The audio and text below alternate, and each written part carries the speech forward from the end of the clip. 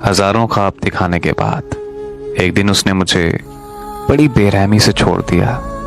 मैं रोती रही, तड़पती रही, पर उसे इस बात से कोई फर्क नहीं पड़ा।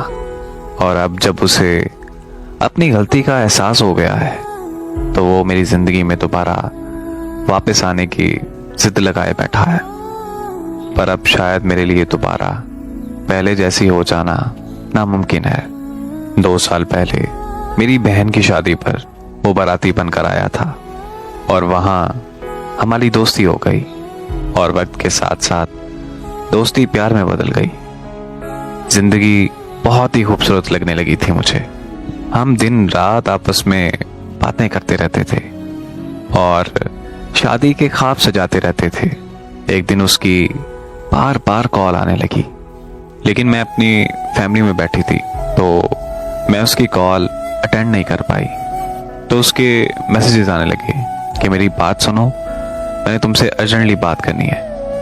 मैंने फैमिली से अलग होकर उसकी कॉल अटेंड की तो वो मुझे कहने लगा कि आज के बाद हमारी बात नहीं होगी, मैं तुम्हें अभी के अभी छोड़ रहा हूँ। ये सुनते ही मेरे पैरों तले जमीन निकल गई कि आखिर मैंने ऐसा क्या किया है जो ये मुझे छोड़ने पर तुला है। और जब मैंने उससे वजह पूछी तो मुझे कहने लगा कि तुमने मेरी बहन के बारे में रिश्तेदारों में गलत बोला है। मैंने उसे बहुत समझाने की कोशिश की कि मेरा यकीन करो यार कि मैंने ऐसा कुछ नहीं किया और मैं भला ऐसा क्यों करूंगी। पर उसने मेरी एक नहीं सुनी और मुझसे रिश्ता ख़त्म करते हुए कॉल बंद कर दी। उसकी कॉल बंद होते ही मेरी तबीयत इतनी ख़राब हो गई कि मैं अस्पताल पहुंच गई, पर उसे कोई फ़र्क नहीं पड़ा। फिर मैं सारा दिन सारी रात बस उसे याद करके रोती और तड़पती रहती थी।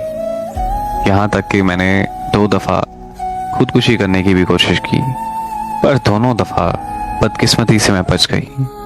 मैंने अपना हिजर बड़ी मुश्किल से काटा है, यहाँ तक कि मैं ज़हनी मरीज़ा बन गई थी। पर अब मैं किसी हद तक ठीक हो चुकी हूँ और खुद को संभाल चुकी हूँ। अब मेरी ज़िंदगी में उसकी कोई जगह नहीं है, क्योंकि अब वजह यह है कि मैं मोहब्बत से बहुत नफरत करती हूँ। तो अब मैं उससे हाथ छोड़कर गुजारिश करती हूँ कि अब वो चला जाए, क्योंकि वो जिसे मुझ में तलाश करने आया था वो तो कब की इस दुनिया से जा चुकी है। और वैसे भी माफ़ी गलती की होती है, किसी को जिंदा लाश बनाने की नहीं।